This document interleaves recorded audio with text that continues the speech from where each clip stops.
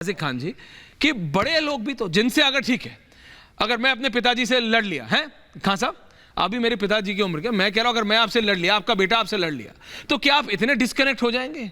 क्या आप इतने डिस्कनेक्ट हो जाएंगे कि वो सुख में है, दुख में है, परेशान है, दुखी है, उसकी जान श्रद्धा की दिल्ली में, निधि की लखनऊ में, जबलपुर में बिटिया, आप सोच रहे हैं? देखिए बड़ों की भी तो जिम्मेदारी है। ईश्वर्या जी, जो मॉडर्न ज़माना जब से हुआ, हमें यूरोपियन स्टाइल पसंद आया। हमारे देश की सभ्यता जो थी वो उसमें प्यार था, प्रेम था, मोहब्बत थी, एक दूसरे के साथ भाईचारा था, एक दूसरे के लिए हमदर्दी थी।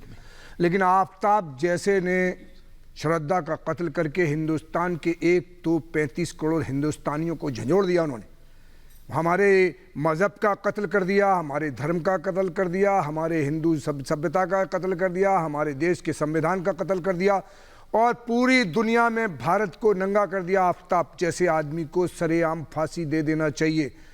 ऐसे दरिंदे जिन्होंने इतना घिनौना हरकत की कि एक जो मोहब्बत करने वाली, जिसने अपना घर छोड़ दिया, जिसने अपना बाप छोड़ दिया, अपने परिवार को छोड़ दिया, और आपने दरिंदगी की हद कर दी, शैतानियत की हद कर दी कि उसके 35 टुकड़े कर दिए।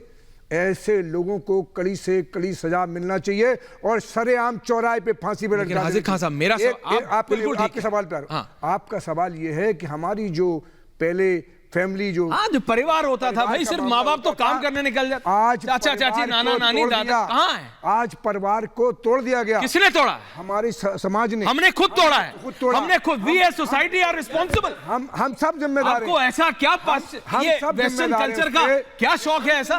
देखिए टेक बेस्ट ऑफ एवरीथिंग। सारा समाज जिम्मेदार है इसका। प्रीति जी मैं आ रहा हूँ आपके पास, लेकिन मैं महंत जी के पास जा रहा हूँ। आप बोलिए जी। ये जिम्मेदार हैं कि जब हम अपनी परवरिश कर रहे हैं, हम अपने देश की बहनों, चाहे वो हिंदू हो, मुसलमान हो, सिख हो, उनसे कहेंगे कि अपने गार्जियन की इज्जत करो। वो तुम्हारे फेवर में तुम्हारे को तंबी भी करते हैं, पीटते भी हैं, तो तुम्हारी तरबियत के लिए पीटते हैं। बाप की मार औलाद के लिए ऐसे है जो खेती के लिए पानी। लेकिन आज बाप जब कुछ बच्चों से कहता है तो थाने की बात करते हैं। क्यों? हमने यूरोप के कल्चर को ओढ़ लिया, हमारे देश। महंत नवल किशोर जी, खत्म कर दिया। आज मैं एक आपको बात बताता हूं। महंत जी मैं आपसे जानना चाह रहा हूं एक बात। प्रीति जी मैं आ रहा हूं, लेकिन एक बात बता रहा हूं आपको। ये 94-95 की बात है, 94-95 की बात। मैं खुद स्कूल में था। क्या था, हमारे एक दूर के रिश्तेदार थे, है ना, वो बिजनौर के रहने वाले थे, वो यूएस शिफ्ट हो गए थे।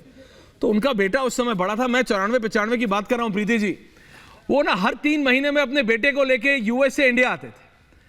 तो हमारे ताऊ जी ने था, उन्होंने पूछा, बोला भाई इतना कितना पैसा कमा लिया तूने कि हर 3 महीने बाद सरवर साहब तो इंडिया आ जाता है?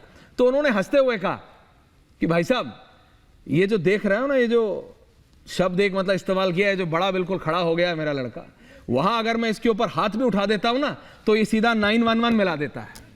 मैं यहां खुशी से नहीं आता हूं, इसको टाइट करने के लिए आता हूं, क्योंकि यहां उतरते ही जब इसके एक जड़ता हूं ना, मैं ये नहीं कह रहा हूं कि किसके माँ बाप ने उसकी बेहतरी के लिए उसको नहीं डांटा होगा, मैं ये नहीं कह रहा हूं, डांट मार की बात नहीं कर रहा हूं। मैं कह रहा हूं ये कि हम अपने बड़ों से इतना कट जाएं और हमारे बड़े हमसे इतना कट जाएं। मैं दोबारा कह रहा हूं, इट्स बोथ वेज।